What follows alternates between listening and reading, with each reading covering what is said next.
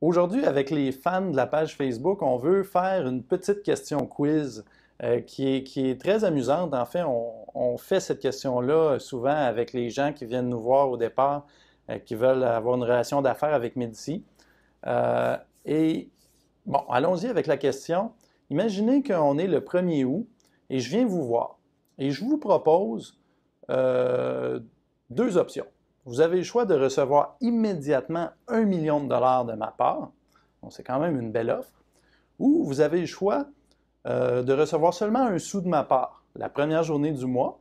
Et la deuxième journée du mois, je vous donne 2 sous. Je double. Et la troisième journée, je double encore, je vous donne 4 sous. Et je fais ça jour après jour pendant tout le mois jusqu'au 31 août. Je double le montant à chaque jour, à commencer par 1 sou la première journée. Alors, la question quiz, c'est quelle option vous prenez? Et là, sortez pas vos calculatrices, allez-y intuitivement. Quelle option vous choisissez? Quand on pose la question, généralement, les gens vont dire qu'ils vont prendre 1 million. C'est une grosse somme et c'est garanti, c'est tout de suite, je l'obtiens. Mais ça, c'est des gens, finalement, qui sous-estiment le pouvoir des intérêts composés.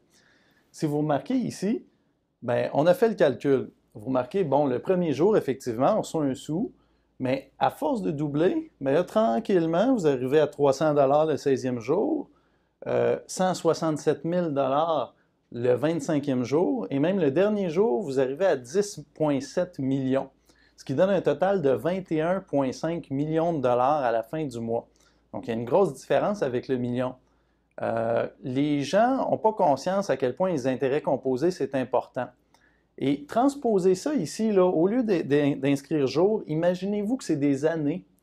Et bon, évidemment, là, à chaque année, on doublerait. On ne fait pas 100% de rendement à chaque année, ce n'est pas raisonnable.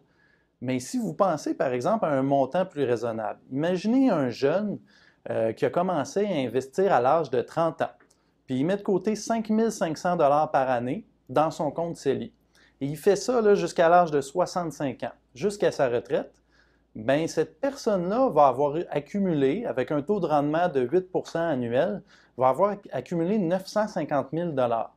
Imaginez l'autre jeune qui décide de ne pas épargner, de ne pas faire trop d'efforts, puis il commence 10 ans plus tard. Lui, il commence à 40 ans à épargner. Donc, pour transposer ici, là, imaginez les 10 premiers jours, là, il ne compte plus.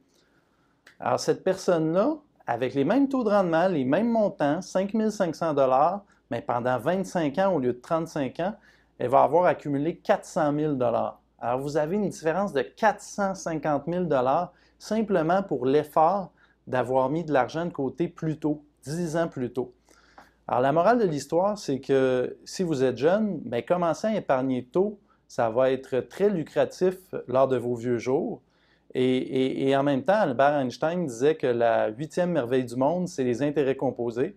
Bien, je pense qu'aujourd'hui, vous avez la démonstration.